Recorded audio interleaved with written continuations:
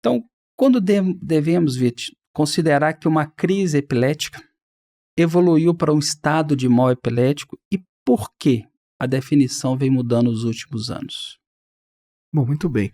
Então, crise epilética é o resultado da atividade anormal de um grupo de neurônios, seja quando eles ficam síncronos ou quando eles aumentam a atividade, né? E ela, de modo geral, ela dura no máximo 2 minutos, né? Com 2 minutos você tem mecanismos celulares que são capazes de debelar essas crises. Mas em algumas situações esses mecanismos não conseguem controlar e essa atividade elétrica normal ela se perpetua. E aí a gente tem o que a gente chama de estado de mal epilético. O estado de mal epilético tem esse nome porque ele traz males, né? Então é uma coisa muito ruim, grave, potencialmente fatal e que pode causar sequela. Até um tempo atrás a gente considerava que essa atividade epilética ela era deletéria quando ela passava de mais de 30 minutos. Então você começava a contar estado de mal epilético como uma crise que durava mais do que 30 minutos. Hoje em dia a gente tem o conceito de tempo 1, tempo 2, né? T1 e T2. O T1 é aquele tempo que a partir do qual a probabilidade da crise passar espontaneamente é muito baixa. Isso varia pelo tipo de crise, mas numa crise tônico-clônica generalizada, esse tempo é de 5 minutos.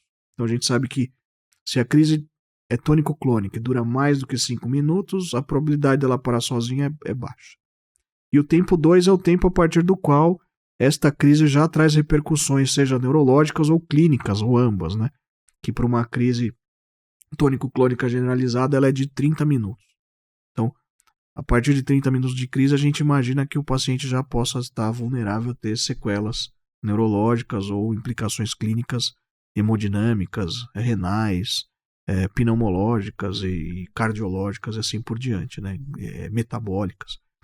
E aí a gente tem isso baseado em vários estudos, e por isso que esse tempo que era de 30 minutos passou a virar 5 minutos. Então com 5 minutos você já deve tomar providência para que com 30 minutos a crise já esteja controlada e os riscos de sequela estejam minimizados, né?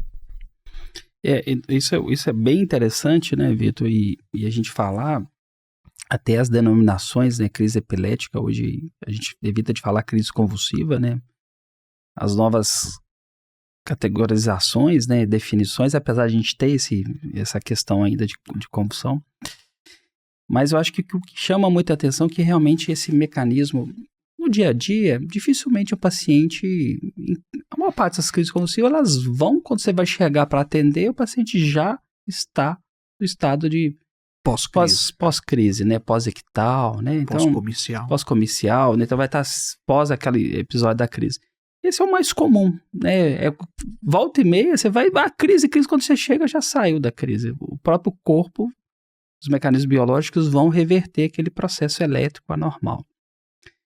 Mas realmente a gente tinha muito essa questão do tempo, então a gente tinha muito essa definição de 30 minutos, mas se imaginar o paciente em 30 minutos em atividade elétrica normal, aquilo era um dano gravíssimo. Então, realmente esses 5 minutos, realmente o paciente que perdura por mais de 2, 3 minutos, dificilmente ele vai melhorar de forma espontânea, né?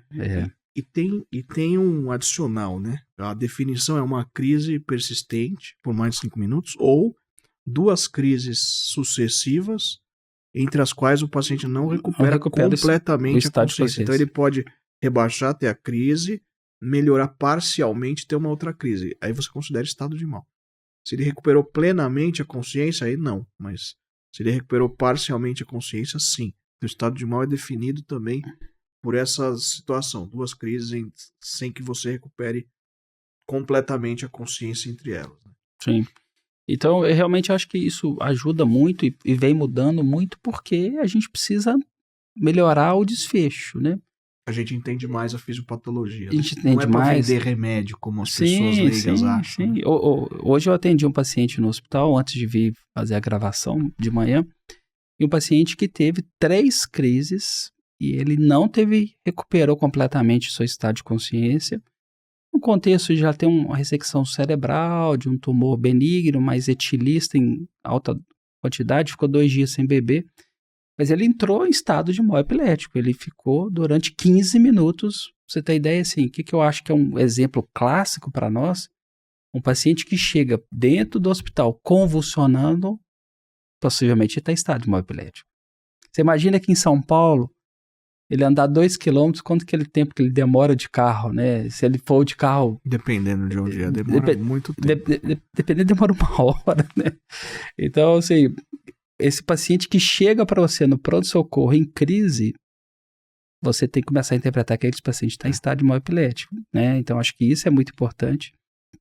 E eu acho que tentar reduzir esse tempo, eu acho que é o crucial, né? Então, a gente volta àquela história que tempo é cérebro, né? Então, o cérebro... Não é só na vascular. Não é só na vascular, né? Então, acho que tudo é o tempo dos neurônios. Então, você imagina a atividade elétrica ali o tempo todo, o quanto que aquele ali está gerando de lesão para aquele paciente, né? Aquela toxicidade pelo glutamato, sim, né? Sim. Não, e a gente tem que lembrar, né? Uma coisa que é importante, né, Vitor? E você faz parte lá dos nossos grupos de ex-alunos da pós-graduação. Você vai lembrar, há pouco tempo atrás, um colega ficou arrasado que o paciente morreu de crise convulsiva. Crise convulsiva mata, né? Então, o paciente faz alterações cardíacas, alterações respiratórias. Recentemente, nós perdemos um colega neurologista por causa de crise convulsiva em Belo Horizonte. Morreu em casa por crise, entrou em status em crise e morreu em casa sem assistência. Paciente epilético de longa data trocando os anticonvulsivantes. Então, o quanto isso é importante, então eu acho que isso chama muita atenção, né?